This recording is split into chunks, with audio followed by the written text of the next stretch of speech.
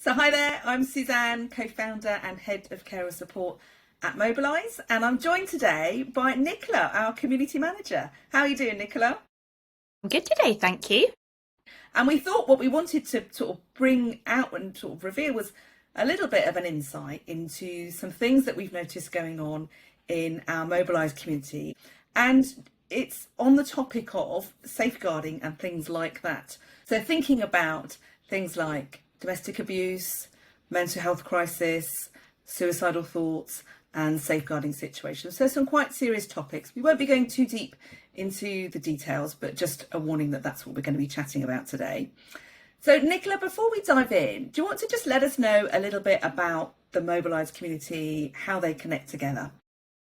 Yes, certainly. So the Mobilise community is called the Mobilise Hub, and it's where carers can come together to take part in activities together, to ask questions, have conversations, and they can access it via our app, our Mobilise app, or on their laptop or whichever device they want to use. So Nicola, as our community manager, you've got sight over all of those really rich conversations between carers. But we've been noticing that carers are feeling safe and able to share some quite difficult situations and difficult things that are coming up. And it's just really interesting to explore that. So what kind of things are we noticing coming up in the community? People feel comfortable expressing how they're really feeling, which I suppose in other places they may have to put on a face or a front to get by, whereas they know that when they're with other carers who are experiencing similar things and who really get it, that they can open up and be really honest. And the thing is that then they feel heard by others who understand it, and then they open up even more. Yeah, and it builds, doesn't it? Sometimes it's a little glimpse of something and then people open up a little bit more. So what are the kinds of things people are talking about? What kind of situations come up? People will often express that they feel overwhelmed or that they would like extra help. And because we get to know people over time in the community, because they come back week after week, we really get to know about people's situations, and we can spot when a situation may be starting to escalate or worsen. Yeah, so true that kind of having that bigger view of the carer and their story and their journey and how they've been interacting so far. And there's particular moments in time, aren't there, where this happens. So recently there was a chap who was bereaved. We noticed that his feelings were just getting much more intense. And it was that when the caring role ends, that real loss, that sense of loss of purpose, what might come next, what's the point of me? And it can be quite strong words, can't it? They're sort of, I don't know why I'm here anymore. I just want to go to sleep and not wake up. And there's also things that kind of emerge over the course of a story or something. Somebody once shared, oh, I'm looking for places where I can go out and have a bit of fun and meet other people. And people responding with lots of ideas about, oh, why don't you try this? Why don't you try that? And it emerged that actually the person she cared for was being quite controlling and wasn't okay with her going out. But that came later on in the comments in the discussion as the carer started, I think, to feel more comfortable to say what their issue really was. And it's just generally carer burnout as well, isn't it? When people just are at the end of themselves, they've done so much, and the language they use and the way they're behaving might start to change because of that. So we're looking out for risk both for the carer but also for the other people around them, for the people they're caring for. The risk could be either way, or other people in that household if there's children in the household as well. So we're just kind of trying to keep that awareness around the bigger picture. But why do you think we're seeing, as Mobilise has grown as a community, where people are really expressing a lot more honestly and vulnerably about how they're feeling?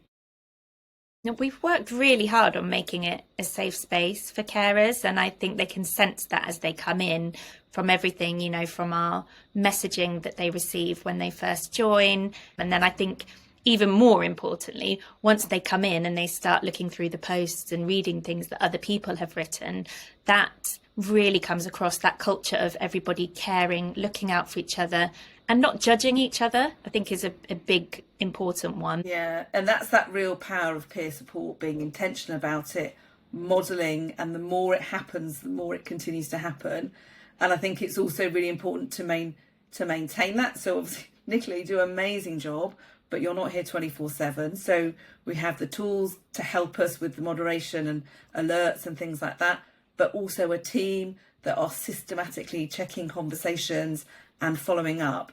When it's sort of, quite often it will trigger a process, and that will follow into our sort of safeguarding processes, and we'll make sure the carer gets the right support. We find out a bit more about the situation and make sure they're connected up with support that's really specialist for their situation, or local support that's going to make a difference, that they're not just dependent on Mobilise. That's really important.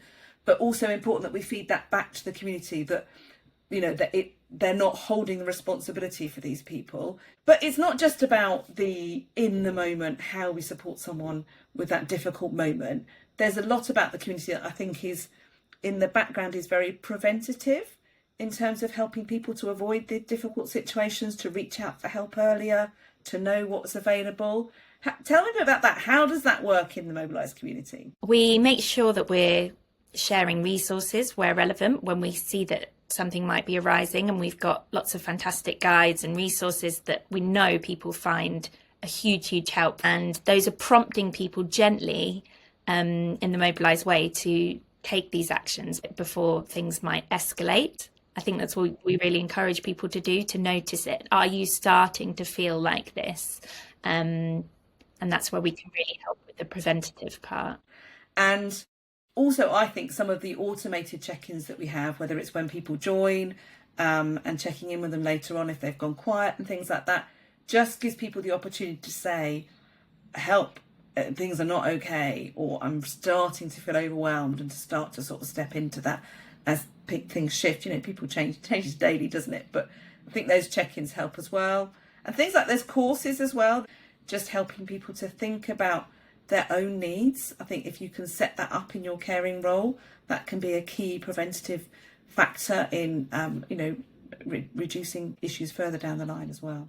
So we've been checking in on people, and particularly focusing on those that are feeling overwhelmed, feeling that's a real prevention space where we can maybe step in. Tell us a little bit about what we've been doing there. I can give you a really technical answer here. So the community platform that we use means we can collect information about people when they sign up. And one of the things that we ask is, how are you? And people have the option to say, okay, good, or perhaps overwhelmed. And if people do select overwhelmed, I can create these things on the back end called workflows. So if somebody is overwhelmed and they've joined the community and selected that, the first message that they'll get from me will actually address that. I will acknowledge that, yes, it's normal to feel overwhelmed. You're in the right place to get some support. And then what it does is it links them to a post we have in the community on the topic of overwhelm, where lots of other carers have talked about how they feel, and it's normalising it for them that, yes, there are other people feeling that, and we see people come back to it over and over again to check in on each other. Yeah, that's a lovely space where people have received support and then come back to give support because they absolutely get it. So really great place to connect carers, but also a lovely example of how the technology really does that heavy lifting for us with a bit of thought and planning. You set those workflows up, and it can be quite scalable how many carers can be supported in that way. So Nicola, what would you say to a carer who was thinking about joining a peer support community but maybe was a bit nervous, wasn't sure if it was for them? I would encourage them to come along and give it a try, because there really is something for everybody within the community. There's lots of different ways to get involved.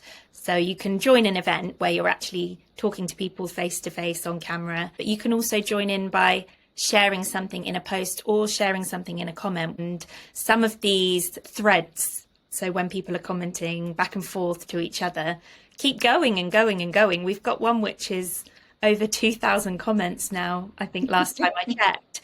Brilliant. Thank you, Nicola. Thanks for having the time to chat about it. And if anyone has any questions, wants to know more about our community, Nicola and I are always happy to chat about community and carers.